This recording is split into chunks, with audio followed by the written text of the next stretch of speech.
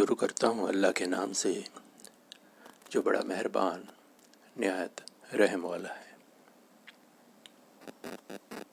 حضرت ابو ہریرہ رضی اللہ عنہ سے روایت ہے کہ رسول اللہ صلی اللہ علیہ وسلم نے ارشاد فرمایا کہ اس ذات کی قسم جس کے ہاتھ میں میری جان ہے، اگر تم بالکل گناہ نہ کرو تو اللہ تعالیٰ تمہارا وجود ختم کر دے اور ایسے لوگوں کو پیدا کرے کہ جو گناہ کرے اور پھر استغفار کرے اور پھر اللہ تعالیٰ ان کی مغفرت فرمائے۔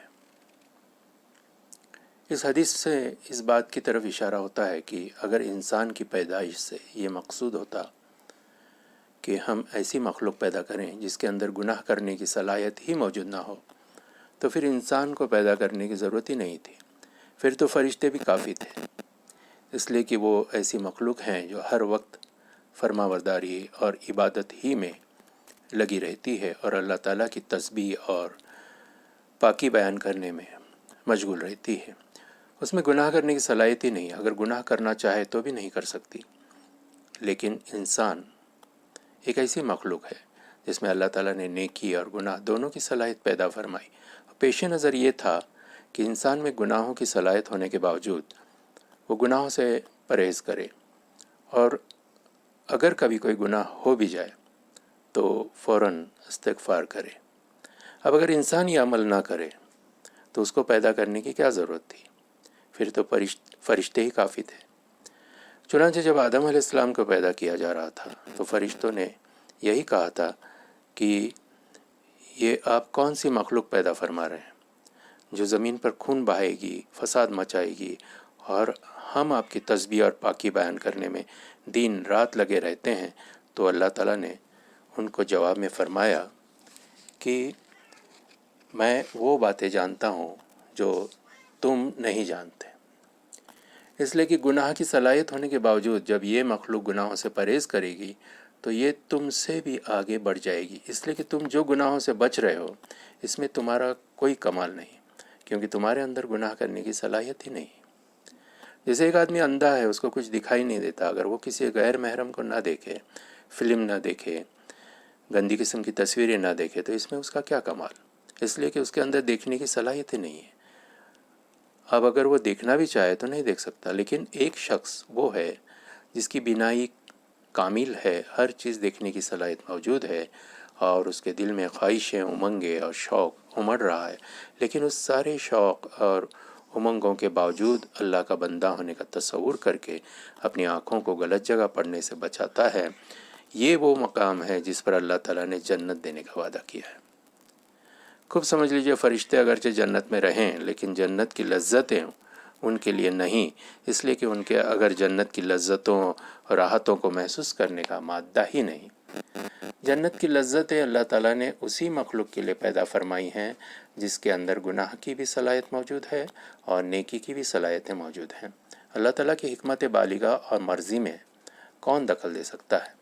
اس نے اپنی حکمت بالغہ ہی سے سارا جہاں اس لیے پیدا فرمایا تاکہ اس جہاں کے اندر ایسا انسان پیدا کرے جس کے اندر گناہ کرنے کی بھی صلاحیت ہو اور پھر وہ گناہ سے رکے، اور اگر کبھی بھول چوک اور بشر ہونے کے تقاضے سے کوئی گناہ ہو بھی جائے تو فوراً استغفار کرے، اور اس استغفار کرنے کے نتیجے میں وہ انسان اللہ تعالیٰ کی غفاری کا، اس کی ستاری کا اور اس کے غفور الرحیم ہونے کا وہ مقام اور محل بنتا ہے۔ اب اگر گناہ ہی نہ ہوتا تو پھر اللہ تعالیٰ کی غفاری کہاں ظاہر ہوتی؟ بزرگوں نے فرمایا کہ اس کائنات میں کوئی چیز حکمت اور مصلحت سے خالی نہیں، یہاں تک کہ کفر بھی حکمت سے خالی نہیں۔ چنانچہ مولانا رومی رحمۃ اللہ فرماتے ہیں کہ در کارخانہ عشق از کفر نہ گزیر است، آتش کرا بسو زد غر بو لہب نہ باشد۔ یعنی اس کارخانے میں کفر کی بھی ضرورت ہے، اس لیے کہ اگر ابو لہب نہ ہوتا یعنی کافر نہ ہوتا تو جہنم کی آگ کس کو جلاتی؟ اس لیے گناہ بھی اللہ تعالیٰ کی مرضی کا ایک حصہ ہے، اور اس گناہ کی خواہش بندے کے اندر اس لیے پیدا کی گئی تاکہ بندہ اس خواہش کو کچلے اور اس کو جلائے، کیونکہ بندہ اس خواہش کو جتنا کچلے گا، جتنا جلائے گا، اتنا ہی اس کا تقوی کامل ہوگا اور تقوی کا نور اس کو حاصل ہوگا۔ اللہ تعالیٰ نے مولانا رومی رحمۃ اللہ کو مثال دینے میں کمال عطا فرمایا تھا. آپ مثال دینے میں امام تھے. فرماتے ہیں کہ شہوت دنیا مثال گلخن است کہ ازو ہمام تقوی روشن است.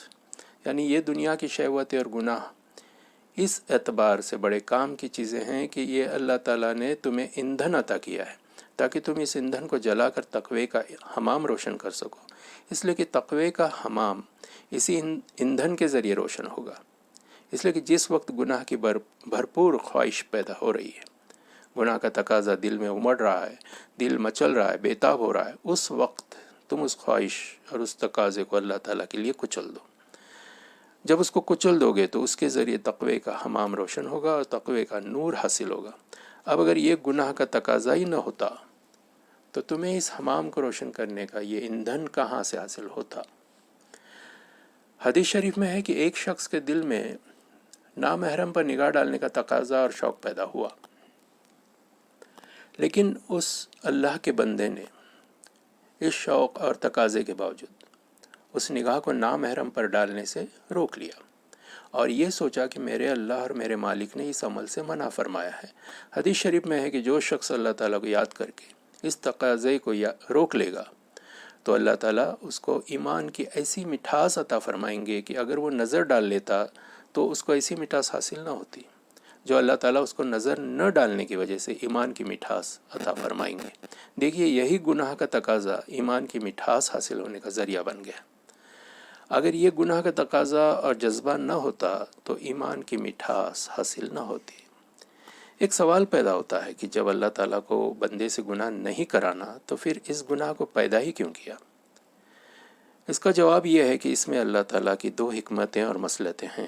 ایک مصلحت تو یہ ہے کہ جب بندہ پوری کوشش کر کے اس گناہ سے بچنے کا اہتمام کرے گا تو اس کو تقوی کا نور حاصل ہوگا اور اللہ تعالیٰ کا قرب حاصل ہوگا، کیونکہ انسان جتنا گناہ سے دور ہوتا جائے گا اسی اعتبار سے اس کے درجوں میں ترقی ہوتی چلی جائے گی. قرآن کریم میں اللہ تعالیٰ نے فرمایا کہ جو شخص اللہ سے ڈرے گا تو اللہ تعالیٰ اس کے لیے نئے نئے راستے پیدا فرمائیں گے. لیکن اپنی پوری کوشش کے باوجود بشر ہونے کے تقاضے کی وجہ سے انسان کسی جگہ پھسل گیا اور گناہ کر لیا تو جب وہ اس گناہ پر استغفار کرے گا اور ندامت اور شرمندگی کے ساتھ اللہ تعالیٰ کے حضور حاضر ہوگا اور یہ کہے گا کہ استغفر اللہ ربی من کل ذنب واتوب الیہ، یعنی اے اللہ مجھ سے غلطی ہو گئی، مجھے معاف فرما، تو اب اس ندامت اور توبہ کے نتیجے میں اس کے درجے اور زیادہ بلند ہو جائیں گے اور اللہ تعالیٰ کی غفاری اور ستاری اس پر ظاہر ہوگی. یہ باتیں بہت نازک ہیں. اللہ تعالیٰ ان کو غلط سمجھنے سے ہماری حفاظت فرمائے. آمین.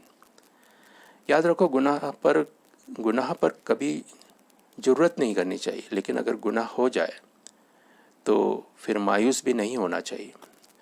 اللہ تعالیٰ نے توبہ اور استغفار کے راستے اسی لیے رکھے ہیں تاکہ انسان مایوس نہ ہو. اس لیے اگر کبھی گناہ ہو جائے اور اس کے بعد دل میں شرمندگی کی آگ بھڑک اٹھے اور اس ندامت کے نتیجے میں انسان اللہ تعالیٰ کی طرف رجوع کرے، توبہ کرے، اللہ تعالیٰ کے سامنے روئے، گڑ گڑائے، تو اس رونے اور گڑ گڑانے کی وجہ نتیجے میں کبھی کبھی اس کو وہ مقام حاصل ہوتا ہے کہ اگر وہ گناہ نہ کرتا تو اس مقام تک نہ پہنچتا. سبحان اللہ. اللہ